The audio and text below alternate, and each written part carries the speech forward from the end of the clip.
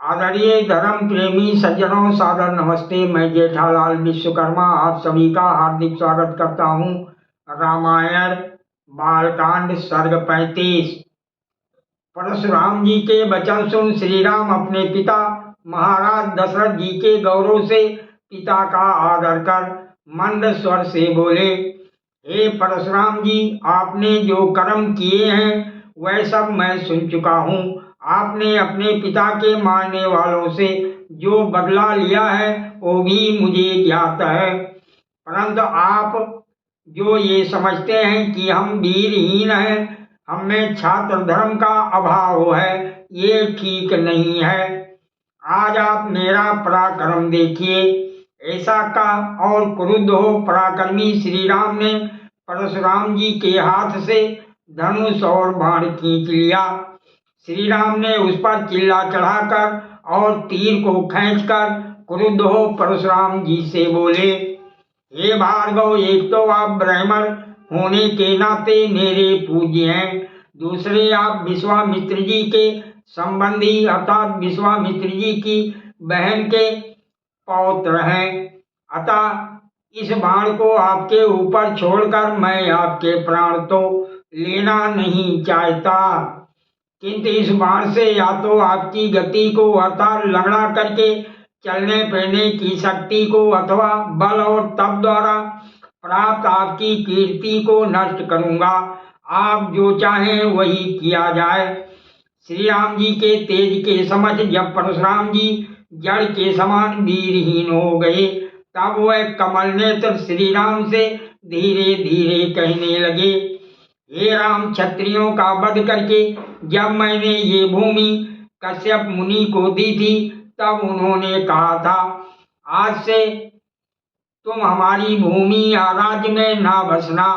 अतः गुरु वचन का पालन करता हुआ रात्रि में मैं पृथ्वी पर नहीं रहता। इसलिए हे राघव, आप मेरे चलने फिरने की शक्ति को नष्ट ना कीजिए।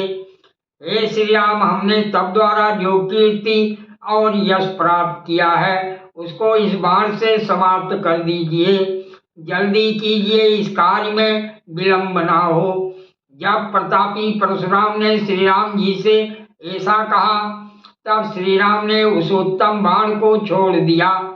परशुराम तब से अर्जित अपने यश और कीर्ति को राम द्वारा विनष्ट देखकर उनकी प्रदक्षिणा कर अपने स्थान को चले गए।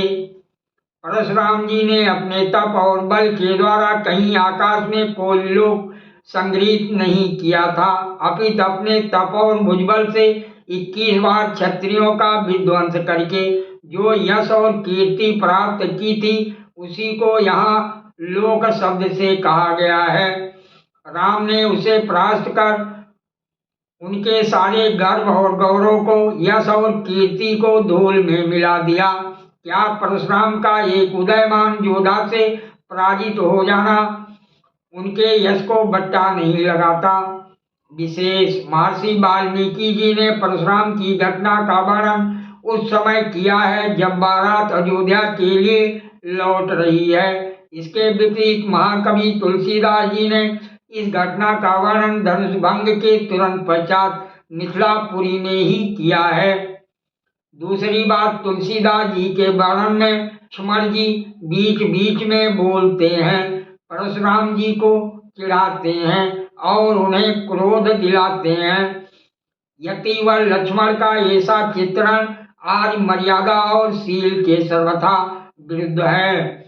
ऐसा प्रतीत होता है तुलसीदास जी लक्ष्मण जी का नहीं अपितु ठाकुरों का चित्रण कर रहे हैं। महर्षि वाल्मीकि जी के वर्णन में श्री लक्ष्मण जी मौन हैं और यही शालीनता एवं शिष्टता है।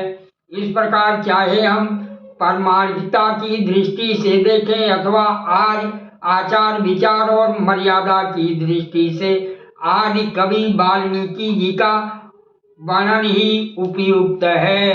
रामायण की सीख, अत्यधिक सुंदरता के कारण सीता जी का हरण हुआ, अत्यंत घमंड के कारण रावण मारा गया, बहुत अधिक दान देने के कारण राजा बलि को बंधन में बंधना पड़ा। इन सब दृष्टांतों को देखकर सब जगह अति को छोड़ देना चाहिए। सामर्थ्यवान के लिए कौन सा काम कठिन है? कोई भी नहीं। व्यापारियों के लिए कौन सा स्थान दूर है? कोई सा भी नहीं। विद्वानों के लिए विदेश कौन सा है? कोई भी नहीं। मधुर भाषियों के लिए पराया कौन है? कोई भी नहीं। सभी उसके अपने हो जाते हैं। सादर प्रणाम। जय सिया राम जी की।